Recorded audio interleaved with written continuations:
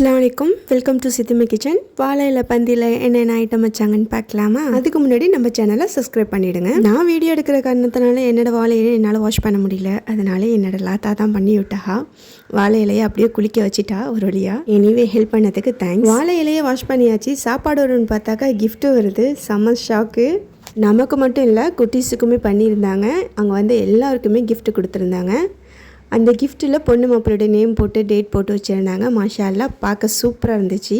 அப்புறம் என்ன, நம்ம வாழை இலை கான்செப்ட்டுக்கு வருவோம். ஃபஸ்ட்டு ரைத்தா வச்சுட்டா.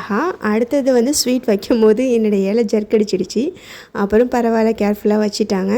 அதுக்கப்புறம் 1 by 1 எல்லா ஐட்டமும் கொண்டுட்டு வந்தாங்க. பிரியாணின்னு எழுதி வச்சாலே நம்ம வெளுத்து கட்டுவோம். இங்கே வேற mutton biryani, tandoori chicken with மைனஸோட, புளிப்பு பச்சடி, இன்னொரு கஞ்சி வேற.